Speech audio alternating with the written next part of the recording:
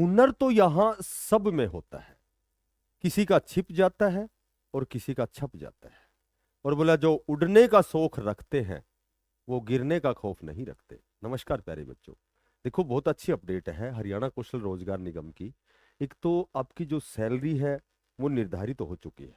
Maximum जो department हैं उनमें जो भी 5 साल से अधिक वाले हैं, 8 साल से अधिक वाले हैं, या जो 10 साल से अधिक वाले जितने भी पार्ट 1 पार्ट 2 हो, कॉन्ट्रैक्ट बेस हो, हरियाणा कौशल रोजगार निगम हो, तो उनको जॉब सिक्योरिटी एक्ट दिया गया। लेकिन कहीं न कहीं उनकी सैलरी निर्धारित नहीं हुई थी। अब लेटेस्ट की कल की अपडेट है कि जॉब सिक्योरिटी एक्ट के बाद में जो आपकी सैलरी है वो निर्धारित हो चुकी है।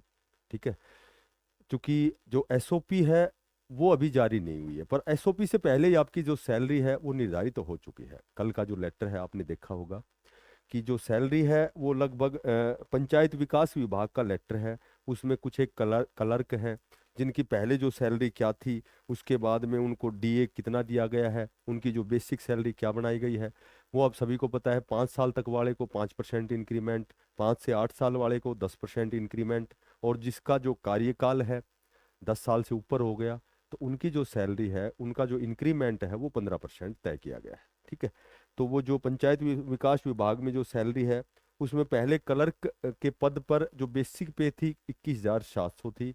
लेकिन चूंकि जो भी कंसिडर किया गया है जॉब सिक्योरिटी एक्ट में वो 14 अगस्त 2024 से कंसिडर किया गया है, तो उसके बाद में अब 58 लगभग 55% तो डीएनएस अलाउंस यानी 55% तो डीए, प्लस में 10 साल से ऊपर का यदि कैंडिडेट है तो 15% इंक्रीमेंट के साथ इनकी जो बेसिक पे है वो 24,955 पर सिलेक्ट की गई है। ठीक है, और डीए सभी को पता है जनवरी और जुलाई 2 बार दिया जाता है। ठीक है, प्लस में एक और फायदे वाली बात यह है कि इनका जो सैलरी है 14/8/2024 से मानने गई है, तो इसका मतलब आप लगभग 1 साल का आपका एरियर बनता है, तो एरियर भी बहुत मोटी रकम बन रही है।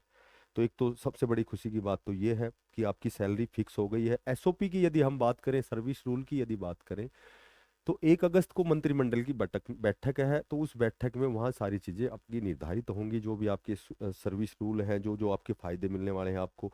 एक 21 जुलाई का एक और लेटर है, और ये लेटर क्या है, इस लेटर में स्पेशल सरकार द्वारा, ये जो लेटर है श्रम विभाग द्वारा भेजा गया है, तो सरकार द्वारा जितने भी डीडीओ हैं उनको निर्देश दिए गए हैं कि सभी का डाटा जो है, जितने भी हरियाणा कौशल रोजगार निगम के तहत जितने भी कर्मचारी हैं, इनका जो डाटा है HKRN पोर्टल पर जल्दी से जल्दी अपलोड किए जाए, ताकि इनको भी कुछ न कुछ फायदा दिया जाए, और जिनको हटाया गया है उनको दूसरी जगह शिफ्ट किया जाए। तो 0 से 5 साल के जितने भी कर्मचारी हैं उनका डाटा मांगा गया है और अब उसको पोर्टल पे अपडेट करना है।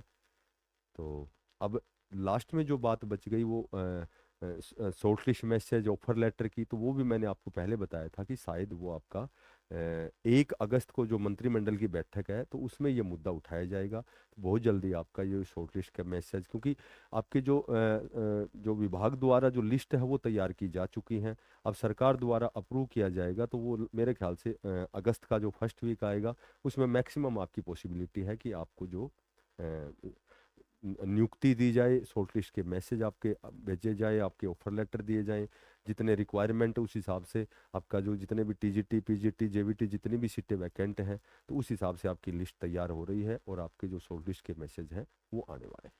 ठीक है।